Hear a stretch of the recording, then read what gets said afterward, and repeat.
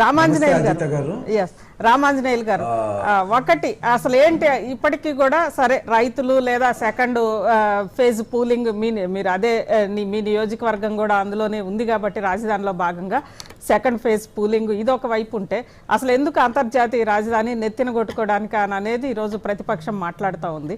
ఆ నేపథ్యంలో ఏంటి ప్రజల్లో భావన కూడా అలానే ఉందంటారా?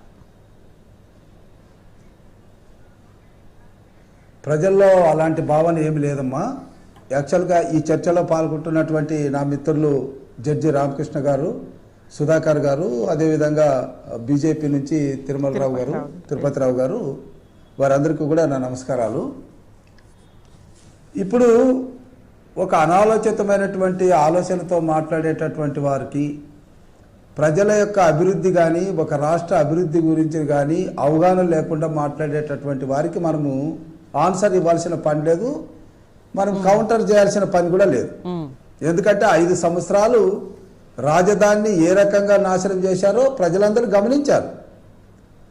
అలాంటి వారు అలాంటి పార్టీలో మాట్లాడేటటువంటి వారి గురించి మనం మాట్లాడేదానికన్నా ఈరోజు చంద్రబాబు నాయుడు గారు సిఆర్డీఏ అధికారుల్ని గట్టిగా మందలించారు అన్నటువంటి విషయం మీద మనం మాట్లాడదాం. ఇక్కడ 3 అంశాలుగా మనం దీన్ని పరిశీలన చేస్తే ఆ మాటలు అన్నటువంటి వ్యక్తిత్వాన్ని గురించి ఒక్కసారి ఆలోచిస్తే ఆయన ప్రజల మధ్య 40 సంవత్సరాల పైగా ఒక ప్రజానాయకుడిగా ఎదిగినటువంటి వ్యక్తి, చదువుకున్నటువంటి వ్యక్తి, ఎదుటి వారిని ఎలా గౌరవించాలో తెలిసినటువంటి వ్యక్తి. ఇకపోతే ఆయన పరిపాలన అనుభవాన్ని చూసినట్లయితే 40 సంవత్సరాల పైగా నేను కూడా ఆయన దగ్గర పనిచేశాను, వివిధ హోదాల్లో పనిచేశాను. ఏనాడు ఎప్పుడు అధికారుని కించపరచాలన్నటువంటి ఆలోచన ఆయన మనసుకు రాదు. ఎందుకంటే ఆయన తప్పు చేయడు, ఫస్ట్ పాయింట్, ఇతరుని తప్పు చేయనివ్వడు, చట్ట పరిధిలో పని చేయిస్తాడు. అందుకే ఈరోజు చూడండి మీరు, ఆయన పాలనలో 4వసారి ముఖ్యమంత్రి. ఏ అధికారైనా కేసుల్ని ఎదుర్కొంటున్నాడా? ఏ అధికారైనా జైల్లో ఉన్నాడా? ఎవరు లేదే.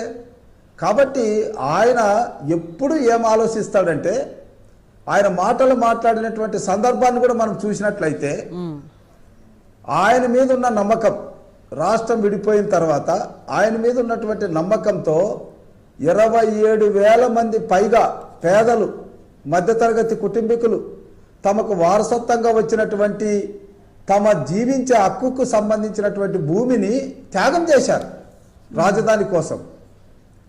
అలాంటి వ్యక్తులకి మనం ఎలా ఉండాలి అన్నటువంటి ఒక ఆలోచనతో మాట్లాడినటువంటి మాట. ఇప్పుడు సహాయం చేసినటువంటి వాళ్ళకి సహాయం చేస్తాం, మరి త్యాగం చేసిన వాళ్ళకి ఏం చేయాలి?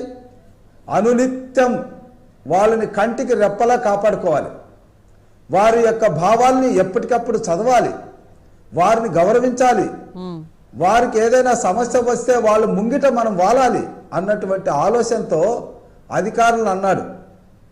ఇక్కడ మనము సిఆర్డీఏలో ఉన్నటువంటి నేపథ్యాన్ని కూడా చూసినట్లయితే అక్కడ ప్రిన్సిపల్ సెక్రటరీగా ఉన్నటువంటి మన సురేష్ గారు ఒక మంచి పరిపాలన దక్షులు. ఎందుకంటే నేను ఆయన కలిసి కూడా పనిచేశాం, ఇదే గుంటూరు జిల్లాలో కూడా కలెక్టర్గా పనిచేశాడు.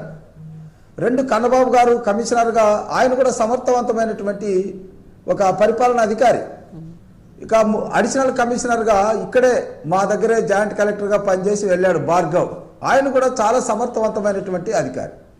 అయితే సుధాకర్ గారు చెప్పినట్టుగా ఇక్కడ కింద స్థాయిలో పనిచేస్తున్నటువంటి వాళ్ళు ఏమైనా ఇలాంటి అపవాదాలు సృష్టించడానికి ప్రయత్నిస్తారా అన్నటువంటిది కూడా మనం చూడాలి.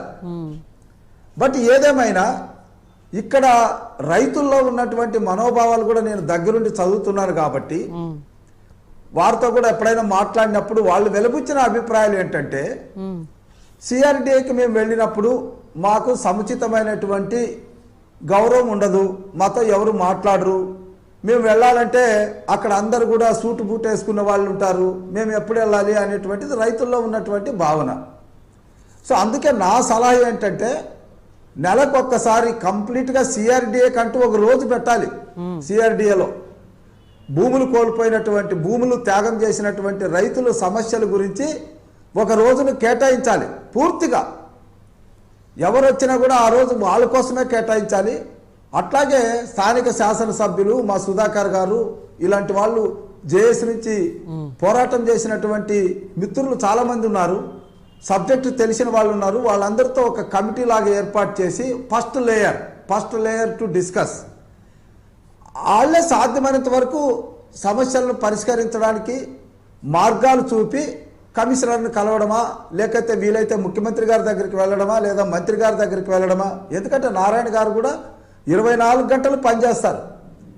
ఏదైనా ఆయన చేయాలి తపన అనేటువంటి ఒక ఆలోచన తప్ప ఆయనకేమీ ఏదైనా నిర్లక్ష్యం చేయాలనే ధోరణి లేదు. ఆయన నేపథ్యం కూడా చూస్తే 24 గంటలు కష్టపడే మనస్తత్వం. ఇవన్నీ ఉన్నాయి. కొద్దిగా ఎక్కడో ఆలోచన లోపం ఉంది. ఆ ఆలోచన లోపాన్ని సుధాకర్ లాంటి మిత్రులతో కూర్చొని సిఆర్డి అధికారులు ఒక ఫస్ట్ లేయర్ని సృష్టిస్తే మంచిది. ఈరోజు ఒక మంచి పరిణామం కూడా జరిగింది. మరి సీఎం గారు ఆధ్వర్యంలో మినిస్టర్ గారు, తర్వాత పార్లమెంటు ఎంపీ గారు, అంటే కేంద్ర మంత్రి పెమ్మసాని చంద్రశేఖర్ గారు, మన స్థానిక శాసనసభ్యులు శ్రావణ్ కుమార్ గారు, వీళ్ళందరితో చర్చించిన తర్వాత రైతుల్లో మళ్ళా అంటే ఎందుకు రైతుల్లో ఈ భావన ఉంది అనే దాన్ని కూడా ప్రశ్నిస్తే 5 సంవత్సరాలు వాళ్ళు చాలా చేదు అనుభవాన్ని చూశారు. అరే మేము త్యాగం చేస్తే మా సర్వస్వాన్ని ఈ రాజధానికి ఇస్తే మమ్మల్ని ఇంత బేడీలు వేశారు, మేము దేవాలయానికి వెళ్తామంటే అడ్డుపడ్డారు, మమ్మల్ని అన్ని రకాలుగా హింసించారు కదా, ఇప్పుడు మా ప్రభుత్వం వచ్చింది మాకు న్యాయం జరుగుతుందని ఎక్స్పెక్టేషన్స్ ఉంటాయి, తప్పులేదు. ఎక్స్పెక్టేషన్స్ ఉండడంలో తప్పులేదు. కాబట్టి ఆ ఎక్స్పెక్టేషన్కి అనుగుణంగా అక్కడ పనిచేస్తున్నటువంటి అధికారులు ఒక స్థాయి కాదు 4 స్థాయిలు దిగి వాళ్ళతో మాట్లాడాల్సినటువంటి అవసరం మాత్రం ఖచ్చితంగా ఉంది. ఇది కూడా ఇప్పుడు ఈరోజు నాకు వచ్చిన సమాచారం కూడా ఈరోజు జరిగిన మీటింగ్ వల్ల వారిలో రైతుల్లో మనోభావం వెలిగింది. తప్పకుండా మాకు న్యాయం జరుగుతుంది అనేది ఉంది.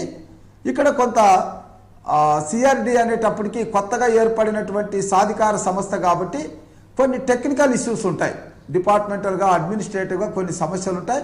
అందులో అక్కడ పనిచేసేటటువంటి వాళ్ళు కూడా డిఫరెంట్ డిపార్ట్మెంట్ నుంచి వచ్చి పనిచేసేటటువంటి వాళ్ళు కాబట్టి వాళ్ళలో ఒక్కొక్కరి అభిప్రాయాలు ఒక్కొక్క రకంగా ఉంటాయి. కాబట్టి కొంత చర్చల ద్వారా 1కి 4 సార్లు కూర్చోవడం ద్వారా ఆ భావన అనేటువంటి దాన్ని తొలగించవచ్చు. ఇకపోతే రాజధాని ఎందుకు నెత్తికొట్టుకోవడానికంటే రాజధాని అనేది ఒక మకుటం, రాజుకు కిరీటం ఎలాంటిదో ఈ రాష్ట్రానికి రాజధాని అలాంటిది. ఏదైనా ఒక రాష్ట్రం గురించి మాట్లాడాలన్నప్పుడు రాజధాని టైటిల్ ఇస్తుంది. అందులో మన రాజధాని గ్రోత్ ఇంజన్. ఇక్కడ ఎస్సీ కాన్స్టిట్యున్సీలో ఉన్నటువంటి రాజధాని, చుట్టుపక్కల అన్ని ఎస్సీ కాన్స్టిట్యున్సీలు ఇప్పుడు మా దగ్గర 3 ఉన్నాయి. కృష్ణా జిల్లాలో 3 ఉన్నాయి, పక్కన ప్రకాశంలో 3 ఉన్నాయి, అటు పోతే వెస్ట్ గోదావరిలో 3 ఉన్నాయి, ఈస్ట్ గోదావరిలో 3 ఉన్నాయి. అంటే మొత్తం కూడా ఒక 15 నుంచి 18 ఎస్సీ కాన్స్టిట్యున్సీలకి కూతవేటు దూరంలో ఉన్నటువంటి ఒక అమరావతి రాజధానిని కించపరచడం అనేది ఎస్సీల మనోభావాలు కూడా కించపరిచినట్లు లెక్క. అంతేకాకుండా ఈరోజు యువతకు ఉపాధి అవకాశాలు కల్పించడానికి ఏర్పడినటువంటి ఈ గ్రోత్ ఇంజన్లో ఈ రాష్ట్రానికి ఆదాయాన్ని ఇచ్చేటటువంటి ఈ గ్రోత్ ఇంజన్ని కించపరచడం ఏమాత్రం కూడా సబబు కాదు. అందులో ప్రజాక్షేత్రంలో ఉన్నటువంటి నాయకులు మాట్లాడే మాట కాదు. Everybody knows that. ఈరోజు కర్ణాటకకు గ్రోత్ ఇంజన్ ఏంటి? బెంగళూరు. తమిళనాడుకు గ్రోత్ ఇంజన్ ఏంటి? చెన్నై. మొన్న ఏర్పడినటువంటి తెలంగాణకు గ్రోత్ ఇంజన్ ఏంటి? హైదరాబాద్.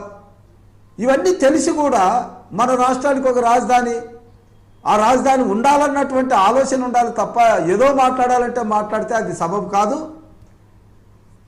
ఇప్పటికే ప్రజల మనోభావాల నుంచి దూరమైనటువంటి రాజకీయ నాయకులు ఇంకా దూరం కావాలని మాట్లాడే మాటలుకి మనము చింతించాల్సింది తప్ప దాని గురించి పెద్దగా చర్చించాల్సిన అవసరం లేదు. ప్రజలు ఎవరు దాన్ని అంగీకరించడం లేదమ్మా. ఇది నా అభిప్రాయం. రైట్.